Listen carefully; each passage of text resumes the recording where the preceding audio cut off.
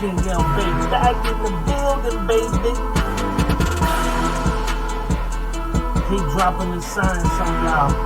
Keep getting y'all up and start putting this stuff together, making these short clips, keeping these things together so y'all can understand this stuff, man. We gonna get to this money. We gonna get to this money. We gonna get to it. Yeah, family, we gonna get to this mother money. Yeah. The boy King L Baby back in the building. We're gonna drop some knowledge on y'all. Right? We're gonna talk about banking, understanding estate planning in the banking format in which you need to understand how to move money, how to think about money, how to keep the money. It can be used in the public, in the private. But you got to understand the consequences of the money. We're going to talk about consequences of the money. We're going to talk about assets versus liabilities in this short video. So we finna get down to the topic, family, so we can start breaking this stuff down. So this is King L Baby dropping some stuff. I'm gonna be doing some, getting up my editing skills. I got some stuff that I'm working on with this editing suite that I'm gonna be working with. But let's get into this topic today. We're gonna talk about banking, right? I told you I did a video that y'all need to watch. Y'all need to start coming over here. I told you stop taking on this personal liability. I start telling y'all what your status need to be in relationship to the property as beneficial owner instead of legal owner, and taking personal liability on the public side for everything, because that's what they're trying to hit you with everything, so that you can be personally liable. This is why you got to have contracts in place to indemnify, exempt your practice, so that you can have what they call a error in law in which you are allowed under contract to fix, right? So everything is, if it's an error, right, you're allowed to correct errors. If it's intentional, then, if it's not gross negligence or anything, depending on if anybody was injured. But we'll get into that at another time. So let's drop this science on y'all. A lot of people saying, King L Baby, we got a bank. We a bank. Okay, we got our own this and that. If you have a trust or corporation, or downright, if you hold assets and liabilities, you are considered a bank.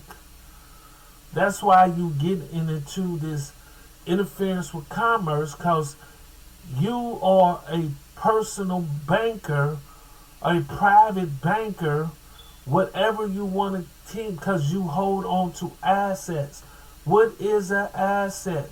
Liquidity. When we talk about liquidity as it relates to money, it is a corporate asset. You are holding on to a United States in somebody else's intellectual property.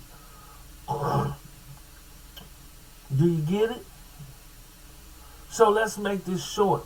So a lot of y'all need to understand what a bank is and what a bank does as it relates to intermediaries and personal and private banking as it relates to you and your personal assets or corporate assets. If they're personal assets, then you are liable for the asset if the asset or the liability, because things can happen.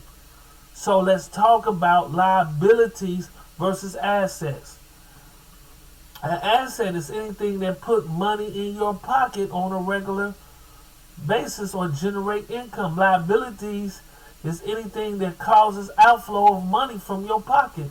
Thus, a home purchase through a loan from a bank and a car is an example of liability, whereas saving investments, and profitable schemes earning income for you or assets.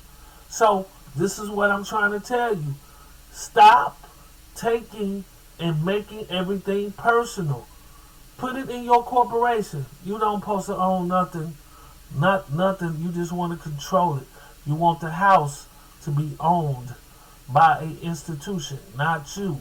You want the house to be owned. So when you go into cities, cities are owned. Cities can control eminent domain because they own all the property. This is why a lot of people incorporate under home rules. Why? Because when you create a city, they use the mortgages, right, to finance all the stuff that they doing. Everybody agree to utilize the mortgage, right? So now the city has the right to utilize the mortgages and generate assets, and borrow against that mortgage from the state and get that money, right? So guess what happens? The government get to claim eminent domain over you because they have the authority over you, right? You're utilizing their assets. We got to understand how a lot of this works. So I'm just going to show y'all Ohio home rules. Every state don't have home rules. Home rules.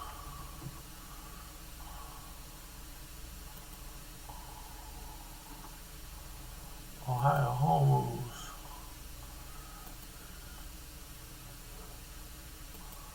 Let's go to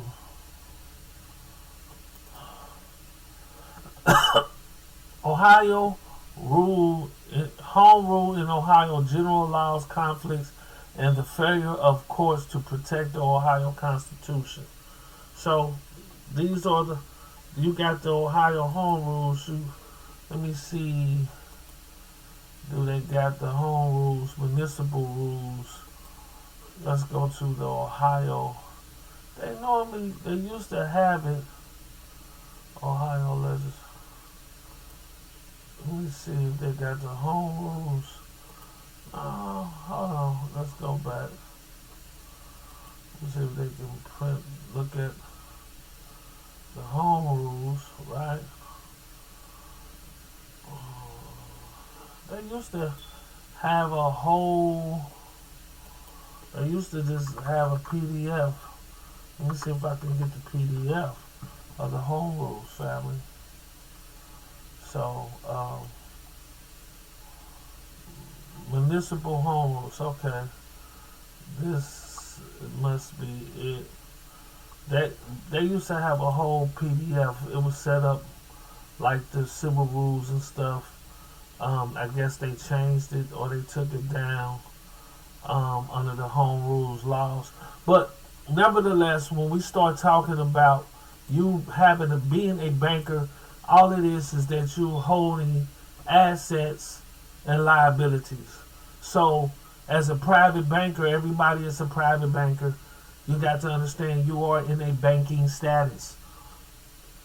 You got to understand this is why you pay taxes. You are in a banker status. This is why they pull you into the jurisdiction, because you are carrying this money. You are in a banking status. So let's go to banker status. A lot of y'all don't even understand you already in a banker's status. A banker's status, right?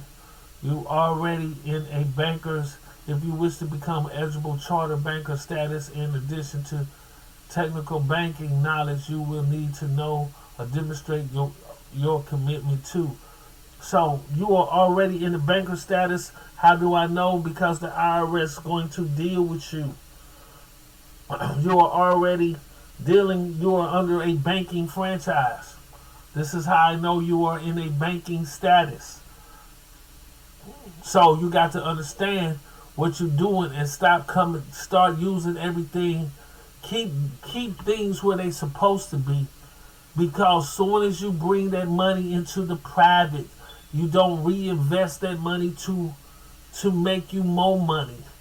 When you start using it for private or personal, what happens, you have a personal liability, and it's a personal charge with that.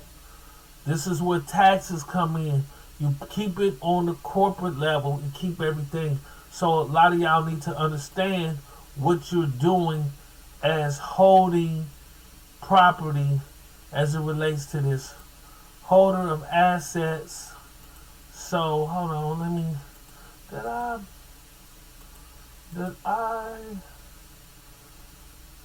what did I do? Assets and liabilities.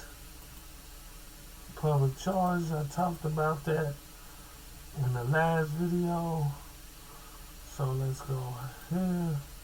So assets versus liability. So you got to understand the difference. You got to understand this information as it relates to what you're doing. So I'm going to keep these videos short, family.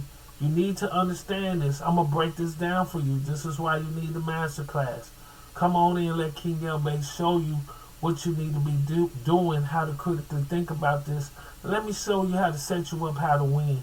It's time to get this money. Let's come and join King L-Bay, this masterclass, and what I'm going to do from here on out. Let's go, family. Peace and love. I'm out.